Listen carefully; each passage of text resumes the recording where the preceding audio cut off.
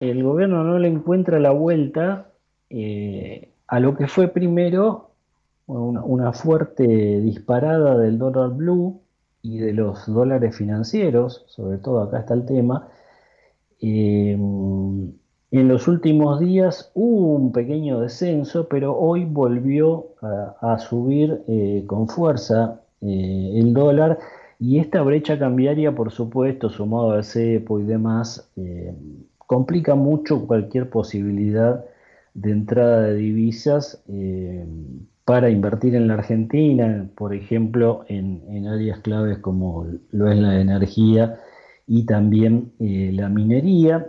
Y queríamos ahora conversar un poco para tener una visión con el economista Guido Lapa, que es docente de la Universidad de Buenos Aires y a quien tengo en línea. Guido, José Calero te saluda, ¿cómo estás? ¿Qué tal, José? Buenas noches. Bueno, queríamos tener tu visión. ¿Dónde está fallando el plan económico? ¿Dónde está fallando el ministro Luis Caputo para que no pueda poner en caja al sistema financiero, el comportamiento del dólar? Bueno, bajaron también los bonos, se dispara el riesgo país. ¿Cuál es tu análisis?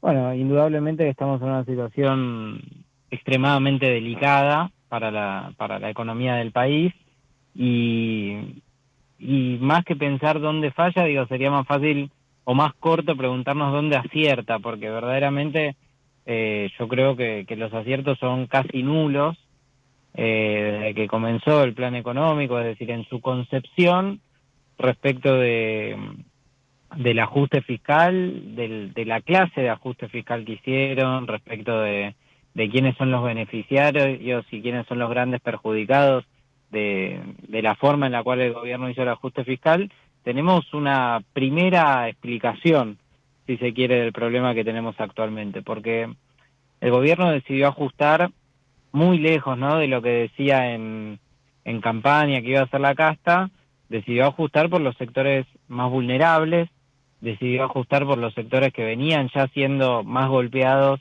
durante el gobierno del Frente de Todos, particularmente los trabajadores y los jubilados. Y la economía argentina tiene la particularidad de que prácticamente el 70% del PBI se explica por el consumo. Y hay algo que todos los economistas sabemos, que es que los sectores más bajos, más empobrecidos, tienen una tendencia al consumo respecto de sus ingresos, su propensión marginal a consumir, diría Keynes, mucho más alta que los sectores más acaudalados. Es decir, Ujú. si yo gano 100.000 pesos y me dan 10.000, seguramente los gaste. Si yo gano 10 millones de pesos y me dan 10.000, difícilmente los gaste porque difícilmente cambien mis comportamientos de consumo.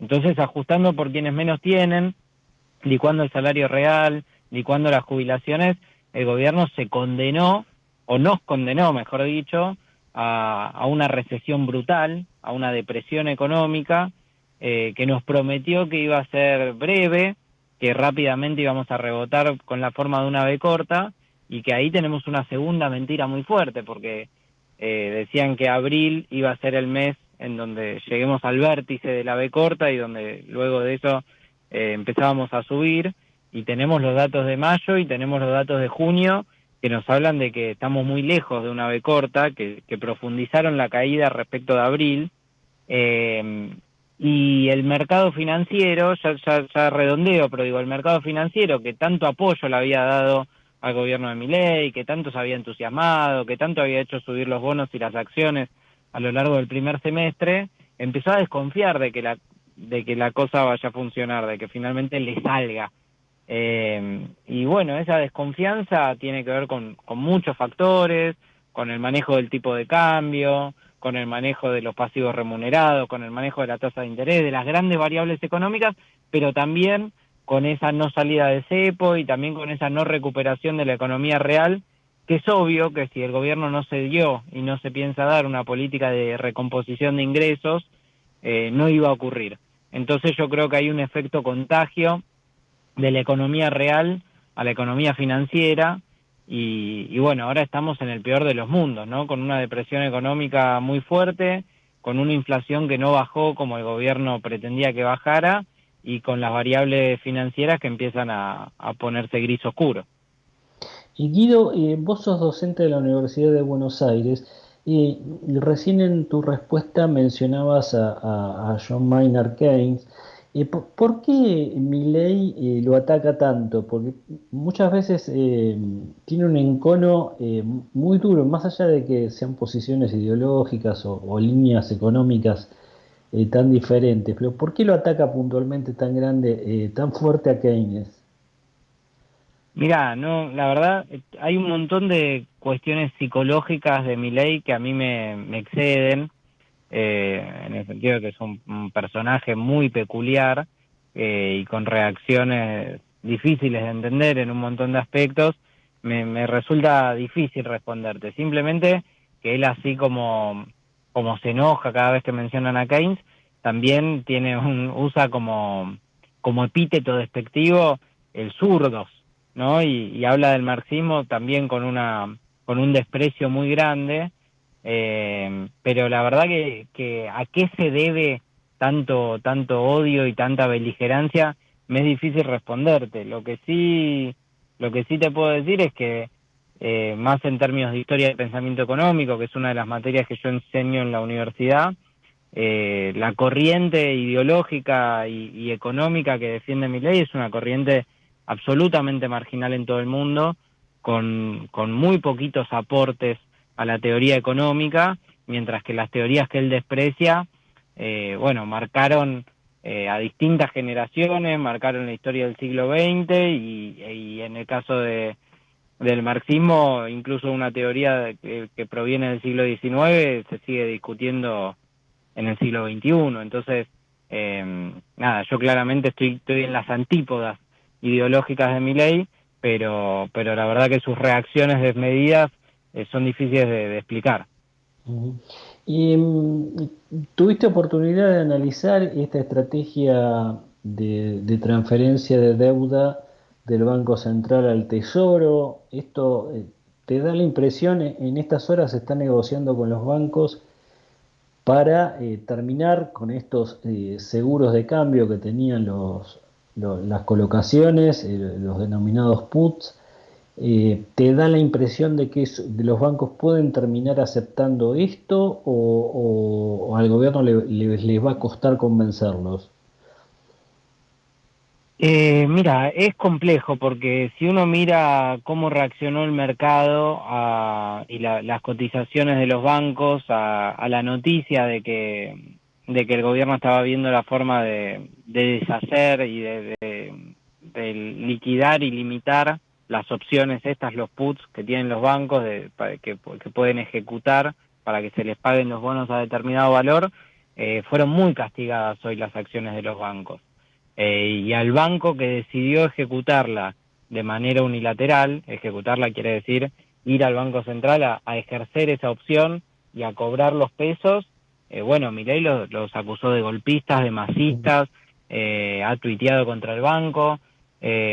Finalmente es una estrategia muy arriesgada y en un punto a mí me parece que bastante inocua la que está asumiendo el gobierno. ¿Por qué digo inocua?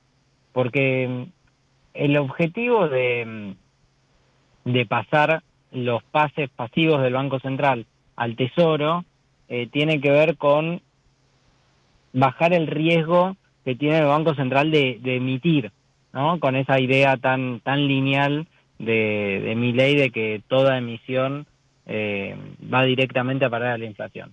Ahora, ¿qué está pasando?